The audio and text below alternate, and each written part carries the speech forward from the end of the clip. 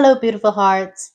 I want to talk to you today about something that so many of us live with quietly: anxiety. But not just in anxiety we see on the surface, the overthinking, the racing heart, the sleepless nights, etc. I want to go deeper. I want to talk about what your anxiety is actually trying to say underneath all the noise. Because here's the truth: anxiety isn't always a malfunction in your brain or a diagnosis or a disorder to manage. And I wanted to emphasize here, real quick, that you should always consult a mental health professional if your anxiety becomes excessive. But sometimes, oftentimes, our anxiety is a message, a cry from a part of you that has been silenced or pushed aside for too long. And if you've been feeling it, tight in your chest, swirling in your stomach, keeping you up at night, you're not alone and you're not broken. I felt it too, so many times.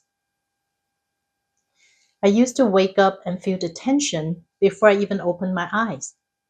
It was like my body knew how to brace itself before I consciously did. My mind would already be scrolling through what could go wrong that day. We're replaying something I said 2 days ago.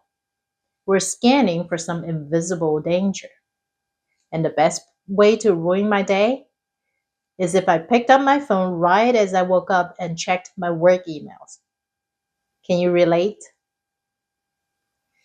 And I'd wonder, why do I feel like this? I'm safe. Nothing's even happened. But my body didn't believe it. And maybe yours doesn't either. Anxiety is often your body's way of saying, I don't feel safe here. Even if nothing bad is happening, there's a part of you that remembers what it was like to be judged, to be criticized, to be abandoned, to be in a situation where you had to walk on eggshells, where you weren't allowed to relax. And now, even years later, your nervous system is still wired for that same survival. It's like your inner alarm never got switched off. But here's the part most people don't talk about: anxiety isn't always a warning about the future. Sometimes it's a leftover echo from the past. Sometimes it's the little you inside you, still flinching from the moments they didn't feel held or heard or safe. So when your chest tightens before a conversation, when your thoughts spiral after sending a text, when you feel restless and on edge for no clear reason, what if that's not irrational? What if it's a part of you remembering how it felt to be shamed for speaking up, or to be left hanging after being vulnerable, or to be told directly or indirectly that your feelings were just too much? That part of you learned to anticipate danger. It learned to rehearse every worst case scenario, not to sabotage you, but to prepare you, just in case. And that's what makes anxiety so exhausting.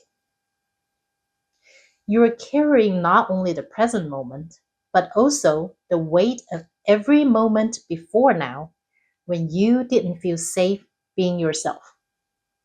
I want to pause here for a second. and ask you something. When was the first time you remember feeling anxious? Can you remember what your world felt like back then?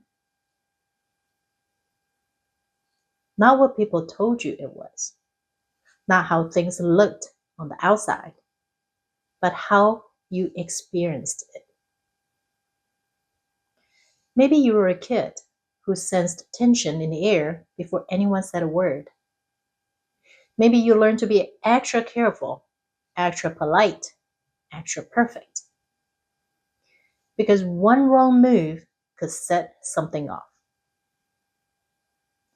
Have you watched the movie Frozen? I think it's safe to say that I probably watched it over 100 times when my daughter was little. But in one of the songs, Elsa sings, "Be the good girl you always have to be. Conceal, don't feel. Put on a show, make one wrong move, and everyone will know." Have you ever felt that? Or maybe you were never really seen. So you started scanning every room you entered, trying to figure out who you needed to be to feel wanted. And now, even as an adult, your body remembers that scanning, that bracing, that over preparing. And your mind calls it anxiety. But your body is still trying to protect you. And here's the twist: the part of you that's anxious also wants to be free. It's not just afraid, it's longing for something. Longing for peace, for safety, for permission to exist without being on guard. Longing to trust life, to trust yourself, to finally excel. But it doesn't know how, because for so long, it's only known how to hold it all together. And I want to tell you this with every ounce of compassion I have. You don't have to hold it all together anymore. You don't have to earn your safety. You don't have to prove your worth by being hyper aware of everyone else's needs. You don't have to rehearse every conversation 10 times in your head. You don't have to keep looking for what might go wrong. You are allowed to feel safe now, even if that feels foreign. But that shift doesn't happen by force.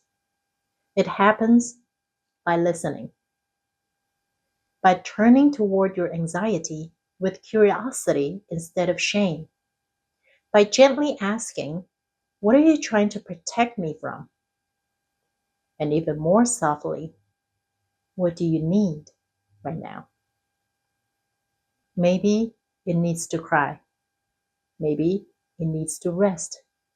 Maybe it needs to not be judged for needing anything at all. Maybe it just needs love. And you, yes, you, are capable of giving that to yourself. Okay, let me repeat that. You are capable of giving what your heart needs to yourself. You might not have had that safety growing up. You might not have had someone who could sit with your fear without trying to fix it or dismiss it. But now you can become that someone for yourself. Because your anxiety is not the enemy. It's the part of you that still believes love and safety must be earned, that softness will be punished, that letting go means being unprepared. But imagine what could shift if that anxious part of you finally felt safe enough to rest. What would happen if you didn't silence your anxiety, but soothed it? What if, instead of fighting it, you held it like a child needing comfort? Not with frustration, not with urgency, but with patience, with breath, with love. That's where true healing begins. Not in eliminating anxiety completely, but in changing your relationship to it, in learning how to respond with presence instead of panic, in recognizing that this part of you isn't bad, it's just tired of being in survival mode. There's one more thing I want to share. Sometimes your anxiety is trying to point your way back to your truth.